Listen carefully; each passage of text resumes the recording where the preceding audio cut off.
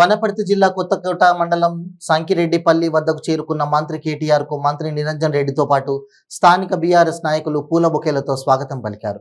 300 కోట్లతో ఏర్పాటు కాబోతున్న ఆయిల్ ఫామ్ ఫ్యాక్టరీని రాష్ట్ర ఐటీ శాఖ మంత్రి కె తారక రామారావుతో పాటు మంత్రి నిరంజన్ రెడ్డి, అదేవిధంగా దేవరకద్ర నియోజకవర్గ ఎమ్మెల్యే ఆలం వెంకటేశ్వర్ రెడ్డి, జిల్లా collector Tejas Nandlal Pawar, ZP chairman Loknath Reddy శంకుస్థాపన చేసి ప్రసంగించారు. అనంతరం బుగ్గపల్లి తాండలో నిర్మించిన మిషన్ భగీరథ పథకాన్ని ప్రారంభించారు.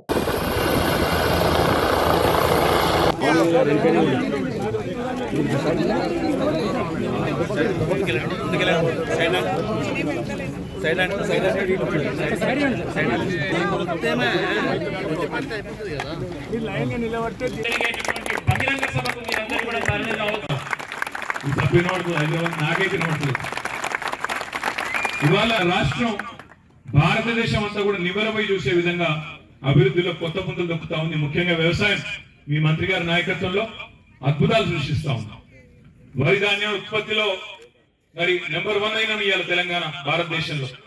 ఓ 2 ఏళ్ల కిందట ఎండాకాలం యాసంగిలో వచ్చే పంట మన దగ్గర ఉష్ణోగ్రత పెరగడం వల్ల, టెంపరేచర్ పెరగడం వల్ల ఆ వరి గింజ ఇరుగుతుంది. ఇరిగిన తర్వాత దాన్ని మనం వడ్లు చేయాలంటే నూకలు అవుతుంది. అది కానీ బాయిల్ చేయాల్సి ఉంటుంది, పారాబాయిల్డ్ రైస్ చేయాల్సి ఉంటుంది.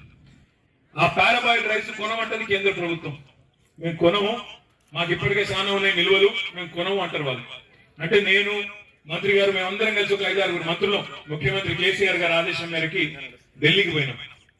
ఢిల్లీకి పోయి అక్కడ కేంద్రంలో ఉండే ఆహార వ్యవహారం అంతా చూసే మంత్రి గారు పీయూష్ గోయల్ అని ఉంటారు, ఆయన దగ్గర పోయినాం.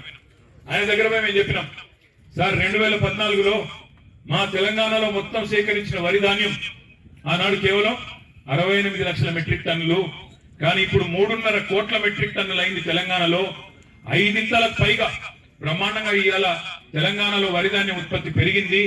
కాబట్టి మీరు కొనమంటే ఎట్లా అని చెప్పి గట్టిగా అడిగితే ఆయన ఏమన్నాడు తెలుసా, మాకు మీరు చెప్పేదంతా నమ్మశక్యంగా లేదు, నాకెందుకో నమ్మబుద్ధి అయితే లేదు.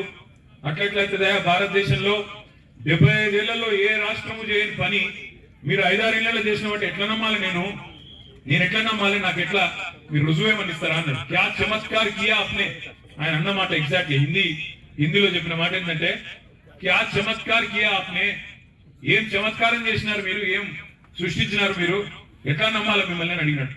మేము ఆయనకు చెప్పినాం, సార్ కావాలంటే విమానం ఖర్చులు మేమే పెట్టుకుంటాం, ఇక్కడికి వచ్చినాక ఒక హెలికాప్టర్ కూడా పెడతాం, నువ్వు రా. ఒకనాడు బీడు భూములతో, ఒకనాడు కరువుతో అల్లాడిపోయిన మా పాలమూరు ఇవాళ ఎట్లయిందో నీకు చూపెడతాం రా అని చెప్పి ఆ రోజు మేమందరం కూడా ధీమాగా, ధైర్యంగా మన ముఖ్యమంత్రి గారు మన పాలమూరు రైతన్నలు ఇచ్చిన ఆశీర్వాదంతో గట్టిగా కేంద్ర ప్రభుత్వాన్ని కూడా చెప్పడం జరిగింది. ఇవాళ ఆ స్థాయి, ఆ గౌరవం, అంత గర్వం, ఎకరానికి నెలకు 12,000 రూపాయలు వచ్చే పరిస్థితి రావాలి అంటే కొత్త తరహాలో ఆలోచన చేయాల్సిన అవసరం ఉంది. ప్రభుత్వం మీతో కలిసిమెలిసి నడుస్తుంది. ఇవాళ మీ రైతు వేదికలు ఉన్నాయి. వ్యవసాయ మంత్రి గారి ఆధ్వర్యంలో రాష్ట్ర వ్యాప్తంగా 2603 వ్యవసాయదారుల కోసం, రైతుల కోసమే రైతు వేదికలు ఉన్నాయి. అక్కడ అగ్రికల్చర్ ఎక్స్టెన్షన్ ఆఫీసర్ ఏఈఓ గారు అక్కడే కూర్చొని ఉన్నారు. వారి సహాయం తీసుకోండి. రైతు బంధు సమితి దగ్గర సలహాలు తీసుకోండి. అవసరమైతే మీ దగ్గర శాస్త్రవేత్తలను కూడా మంత్రి గారు స్వయంగా పంపుతారు. ఇక పెద్దలు చెప్తారు, బంతిలో ఎక్కడ కూర్చున్నా పర్వాలేదు, వడ్డిచ్చేవాడు మనవాడైతే. ఇక మీ వనపర్తి జిల్లాకి ఏం డోకా లేదు, ఎందుకంటే వడ్డిచ్చే వ్యవసాయ మంత్రి మీ జిల్లా మంత్రి నిరంజన్ రెడ్డి గారు. కాబట్టి మీకు డోకానే లేదు, మీ మహబూబ్ నగర్ జిల్లాకు డోకానే లేదు.